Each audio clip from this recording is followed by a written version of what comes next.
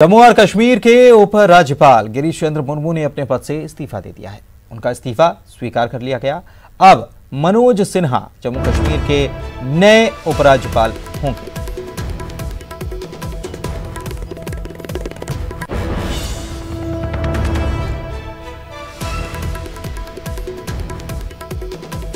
मनोज सिन्हा नए उपराज्यपाल होंगे और माना यह जा रहा है कि कहीं और नियुक्ति हो सकती है मुर्मू की। तो देर रात उन्होंने उपराज्यपाल पद से इस्तीफा दे दिया था। उनका इस्तीफा स्वीकार कर लिया गया। मनोज सिन्हा जम्मू कश्मीर के नए उपराज्यपाल।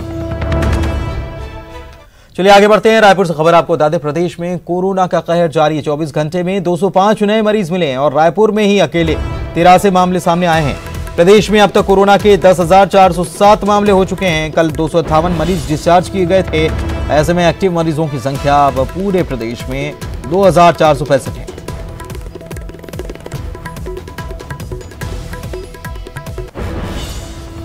और इधर प्रदेश में लॉकडाउन का आज आखिरी दिन है। लॉकडाउन आगे बढ़ेगा या नहीं बढ़ेगा, इसके लिए अभी तक कोई दिशा निर्देश नहीं जारी किए गए। लॉकडाउन को लेकर ट्विटर पर एक जब सवाल किया गया तो सीएम भूपेश बघेल ने उस पर लिखा कि शासन की ओर से लॉकडाउन पर फैसला लेने के लिए कलेक्टर को अधिकृत किया गया है। तो कलेक्टर लोगों से चर्चा करेंगे और उसके बाद फैसला लेंगे। सीएम ने यह भी लिखा है कि अगर राय नहीं बनती है तो लॉकडाउन बढ़ेगा नहीं, लेकिन लॉकडाउन बढ़ाने का फैसला होता है तो लोगों को घरों में ही रहना पड़ेगा। और इधर लॉकडाउन पर मंत्री रविंद्र चौबे की तरफ से बयान आया है। उन्होंने कहा है कि लॉकडाउन से कोरोना कंट्रोल हुआ है और संक्रमण भी कुछ हद तक रुका है। कलेक्टर लॉकडाउन बढ़ाने पर फैसला लेंगे। दुकानों के खुलने का समय कलेक्टर तय करेंगे। रायपुर, बिलासपुर, दुर्ग में संक्रमण ज्यादा था, उन्होंने ये भी बात मानी है।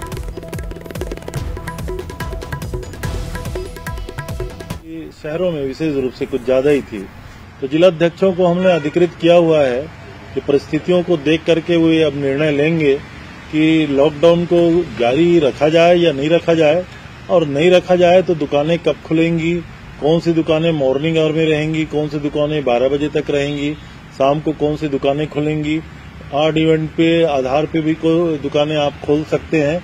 इस तरीके से हमने जिला प्रशासन को, कलेक्टरों को अधिकार दिया हुआ है ताकि वो जल्दी से निर्णय ले ले। विशेष रूप से रायपुर, बिलासपुर, विशेष रूप से और दुर्ग, ये जो जिले हैं जहां संक्रमण, बाकी जिलों में तो लगभग लॉकडाउन समाप्त था और उन जिलों की स्थिति वैसी रहेगी क्योंकि संक्रमण बढ़ने जैसा अभी कोई और प्रकरण नहीं।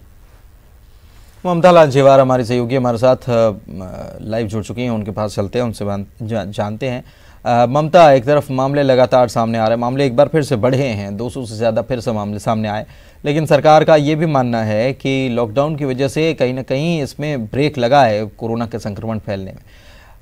आज आखिरी दिन है, क्या कलेक्टर्स बैठक लेने के लिए पहले से जो बैठक की बात कही जा रही है, उन्होंने पहले से कुछ इसके लिए प्लानिंग किया था? क्या कब तक लॉकडाउन रहेगा, कुछ अभी साफ नहीं हो पाया है क्योंकि आज आखिरी दिन है, आज जानकारी लगनी चाहिए। बिल्कुल, देखिए अभी कुछ भी साफ नहीं हो पाया है। पहले इस बात को लेकर कयास लगाए जा रहे थे कि शायद लॉकडाउन बढ़ जाए क्योंकि मरीजों की संख्या लगातार बढ़ रही थी और जिस तरह से कल 205 मरीज आए और लेकिन उसके बाद अगर हम बात करें तो अभी तक ये तय नहीं हुआ है, लेकिन ये ज़रूर है कि सरकार ने स्पष्ट कर दिया है कि लॉकडाउन नहीं बढ़ाया जाएगा। जिस तरह से कृषि मंत्री रविंद्र चौबे ने कल कहा कि रायपुर, दुर्ग का मार्केट तो खुला ही रहेगा, उसके साथ ही पूरे प्रदेश भर में कलेक्टर डिसाइड करेंगे और कलेक्टर ये डिसाइड करेंगे पूरे जिले भर में लगाया जाए या फिर पर्टिकुलर जिस जगह पर किसी गांव में या शहर में मरीज मिल रहे हैं उसको वहां पर लॉकडाउन लगाकर रखा जाए। तो समय समय पर उन्होंने जिस तरह से कहा उसका मतलब साफ था कि समय समय पर परिस्थिति के हिसाब से कलेक्टर इसका निर्णय लेंगे। दूसरी बात यह है कि जिस तरह से खुद कृषि मंत्री ने कहा कि लॉकडाउन के चलते कोरोना संक्रमितों की जो संख्या है वो कम हुई, संक्रमण कम हुआ है। जाहिर तौर पर देखिए लॉकडाउन था तो लोग उतने सभी लोग बाहर नहीं निकल पाए। कुछ लोग जरूर है कि जरूरी काम के लिए निकले, कुछ बहाना करके निकले, लेकिन फिर भी अगर बात करें तो ज्यादातर लोग घरों में ही रहे। तो कहीं ना कहीं जब आप घरों में रहते हैं तो संक्रमण जो है वो कम होता है, क्योंकि जो बाज़ार है वो बंद रहे और तमाम जो दुकानें हैं वो बन रही। किराना जो दुकान है वो तक सरकार ने बंद कर दिया था। ये ज़रूर है कि बीच बीच में दो दिन का जो लॉकडाउन खोला गया था उस दौरान एकदम से भीड़ आई थी, तो उसने कहीं ना कहीं एक खतरे को ज़रूर एक तरह से कहें कि न्योता दिया था। लेकिन उसके अलावा ओवरऑल देखा जाए तो कहीं ना कहीं जब इंटरेक्शन कम होता है आम लोगों का आपस में, जब लॉकडाउन होता है तो सोशल डिस्टेंसिंग हो ही जाती है, तो वो संक्रमण का खतरा वैसे भी जो हेल्थ स्पेशलिस्ट कहते हैं कि कहीं ना कहीं ठहर जाता है, जो जहाँ पे है अगर वहाँ पर रुक जाए तो। लेकिन अब आगे देखने वाली बात होगी कि जिस तरह से अगर हम बात करें, कल ही 205 मरीज आए, आने वाले समय में पता चलेगा कि क्या मरीजों की संख्या कम होती है, एक स्पष्ट तौर पर पता चलेगा कि इस लॉकडाउन का कितना असर हुआ है। और लेकिन अगर संख्या बढ़ती है तो कहीं ना कहीं अगर हम बात करें तो प्रशासन को और भी सख्ती करने की जरूरत पड़ सकती है। और साथ ही दूसरी बात यह कि लोगों को जिस तरह से बार बार समझाया जा रहा है, लॉकडाउन के दौरान हमने देखा कि कल लग ही नहीं रहा था शहर में कि कहीं लॉकडाउन है, जगह जगह पर चौक चौराहे पर पुलिस थी, लेकिन उसके बाद भी लोग बाहर निकल रहे थे। उसके पहले हमने कई जगह बताया सब्जी मार्केट जो है सुबह 6 से 10 बजे तक छूट दी गई है, वहां पर आप देखेंगे बिना मास्क के लोग घूमते हैं, धड़ल्ले से एक दूसरे से बिल्कुल सटे सटे खड़े होते हैं।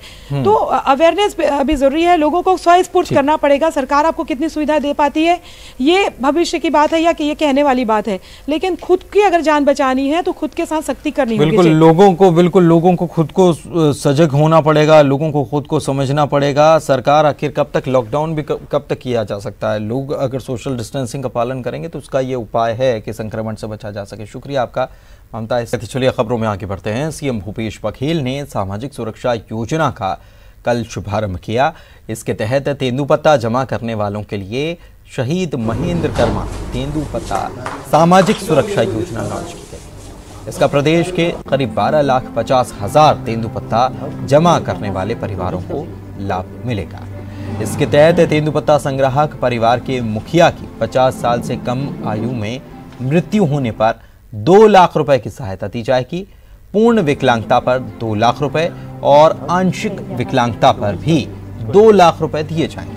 वहीं सीएम बघेल ने गोधन न्याय योजना के तहत गोबर बेचने वाले किसानों के खाते में राशि ट्रांसफर की। राज्य में कुल 4,140 गौठानों में पंजीकृत 65,694 हितग्राहियों के खाते में 2 रुपए प्रति किलो की दर से 1,65,00,000 रुपए का भुगतान किया गया। गोबर विक्रेताओं को हर 15 दिन में ऑनलाइन रकम ट्रांसफर की जाए।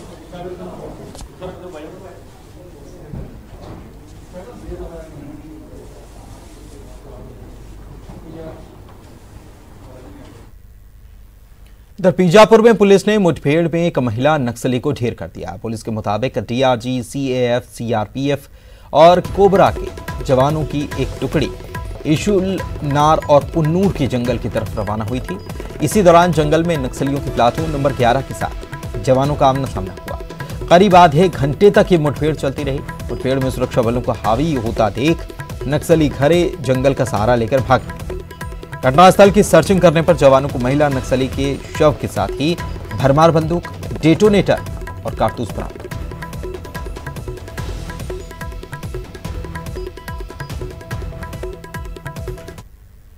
और वहीं धमतरी से ओडिशा को जोड़ने वाले मार्ग पर सीता नदी में एक सीएएफ का जवान अपनी बाइक के साथ बह गया। नारायणपुर में पदस्थ ये सीएएफ का जवान निजी काम से धमतरी के सिहावा आया। सिहावा से लौटते समय 8 दहरा पुल पर सीता नदी उफान पर थी। इसे पार करने की कोशिश में जवान पानी में बह गया। मौके पर मौजूद लोगों ने नदी से जवान को बाहर निकाल लिया।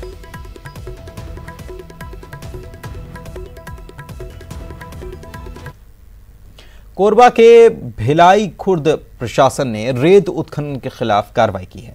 मौके पर पहुंचे कलेक्टर और एसपी ने कंक्रीट मिक्सिंग प्लांट से पोकलिन मशीन समेत दूसरी मशीन को बरामद किया है। इसके साथ ही बड़ी मात्रा में रेत और गिट्टी जब्त की गई। मामले में कंस्ट्रक्शन कंपनी को नोटिस जारी कर दिया गया। अधिकारियों ने जांच के दौरान पाया कि भिलाई खुर्द से सर्वमंगला पुल तक बन रहे नए पुल के पिलर्स की खुदाई के दौरान नींव से निकली रेत को बिना किसी अनुमति के कंस्ट्रक्शन प्लांट में इस्तेमाल किया जा रहा था।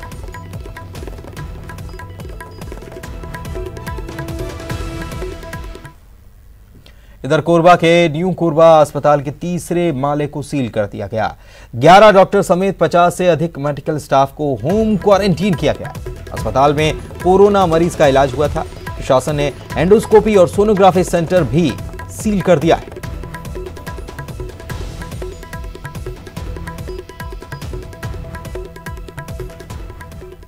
और वहीं अयोध्या में राम मंदिर के भूमि पूजन की खुशियां प्रदेश में भी मनाई गई।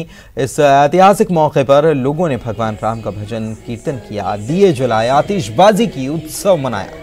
आप मुंगेली, कांकेर, सूरजपुर और जगदलपुर की ये 4 तस्वीरें देख रहे हैं कि कैसे यहाँ पर लोग पूरे उत्साह में डूबे नजर आए, भूमि पूजन की खुशियां मनाते नजर आए और माहौल दीपावली से कमतर कहीं नहीं था।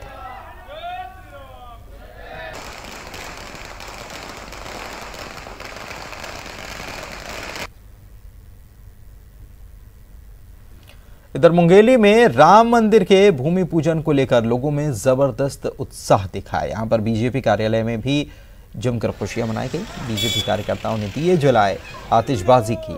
ऐतिहासिक दिन को दीपावली के त्योहार जैसा मनाया गया। इस मौके पर सांसद ने कहा है कि प्रधानमंत्री ने सिर्फ राम मंदिर की आधारशिला नहीं रखी, बल्कि नए भारत के निर्माण की आधारशिला। अयोध्या में राम मंदिर के भूमि पूजन पर बलरामपुर में खुशियां मनाई गई। मंदिरों और घरों में दिए जलाए गए, लोगों ने आतिशबाजी की, अपनी खुशी जताई।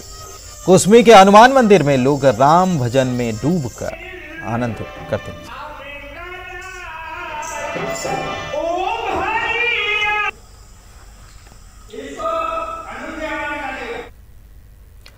और अब बात स्वर्ण नगरी जैसलमेर की, जहां पर उठे रेत के बवंतर ने हर तरफ अंधेरा कर दिया। स्क्रीन पर आपको कुछ तस्वीरें दिखाते हैं। इन तस्वीरों को आप देख सकते हैं कि कैसे रेत के बवंडर ग्रामीण इलाकों को अपने आगोश में लेता जा रहा है। यह रेत का बवंडर बादलों की तरह आगे बढ़ता दिख रहा है।